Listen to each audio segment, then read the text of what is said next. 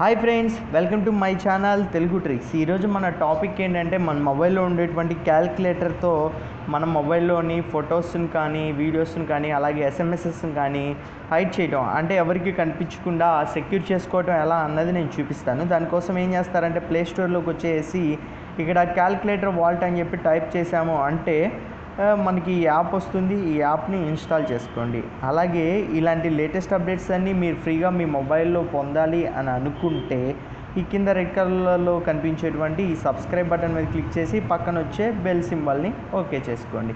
అలాగే ఈ వీడియోని లైక్ చేయండి, షేర్ చేయండి. చూడండి, మనకి ఈ యాప్ ఐకాన్ ఇలా ఉంటుంది. ఓకేనా, దీన్ని మనం ఒకసారి ఓపెన్ చేస్తే ఇక్కడ ఏంటంటే మీ మొబైల్కి అంటే ఒక లాక్ పాస్వర్డ్ని పెట్టుకోమంటుంది. సో మీరు ఒక పాస్వర్డ్ ఇచ్చేసేయండి. ఇక్కడ సేమ్ మళ్ళీ రిపీట్ చేయండి, క్రియేట్ అని చెప్పి టైప్ చేయండి. ఇక్కడ ఏంటంటే చూడండి, రికవరీ ఆప్షన్ మనల్ని అడుగుతుంది. సో ఇక్కడ ఏంటంటే ఏదైనా క్వశ్చన్ ఇచ్చేసి కింద ఆన్సర్ ఇచ్చుకోండి. ఓకేనా, నేను బెస్ట్ ఫ్రెండ్ అని ఇస్తున్నాను. ఓకేనా, మై బెస్ట్ ఫ్రెండ్. ఇక్కడ వచ్చేసి మీ బెస్ట్ ఫ్రెండ్ నేమ్ అయితే ఏదైతే ఉందో అది ఇచ్చేసేయండి. ఓకేనా, సంథింగ్ ఏదైనా మీ ఇష్టం.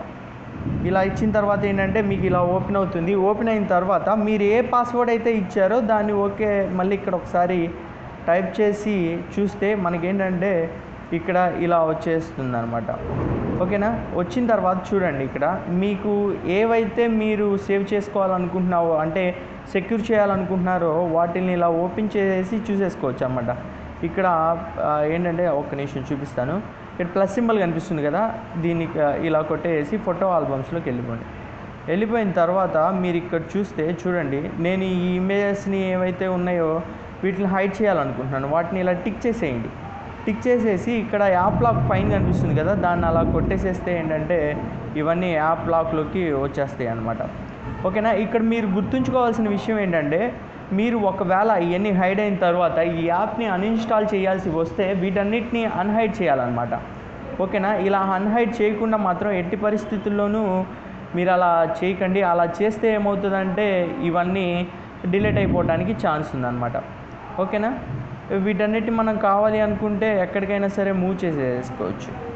చూడండి, ఇలా చేసేసుకొని ఒకవేళ మీరు వీటిని అన్హైడ్ చేయాలి అని అనుకుంటే ఇక్కడ ఎక్స్టర్నల్ ఎస్డి కార్డ్ అని ఉంది కదా, దీంట్లోకి జస్ట్ అలా టైప్ చేస్తే ఇవన్నీ ఏంటంటే మళ్ళీ అక్కడికి వెళ్ళిపోతాయి అన్నమాట. ఓకేనా, ఇలా అన్హైడ్ చేసేసుకోవచ్చు మళ్ళీ. బట్ గుర్తుంచుకోండి, ఈ యాప్ను ఒకవేళ మీరు తీసేయాలి అని అనుకుంటే మాత్రం ఫైల్స్ అన్నిటినీ అన్హైడ్ చేసిన తర్వాతే తీసేసుకోండి, లేకపోతే అవన్నీ డిలీట్ అయిపోవడానికి ఛాన్స్ ఉంది. ఓకేనా, ఈ వీడియో మీకు నచ్చితే లైక్ చేయండి. అలాగే ఈ విషయాన్ని అందరికీ తెలియాలి కాబట్టి ఖచ్చితంగా షేర్ చేయండి. Thank you so much. Have a nice day.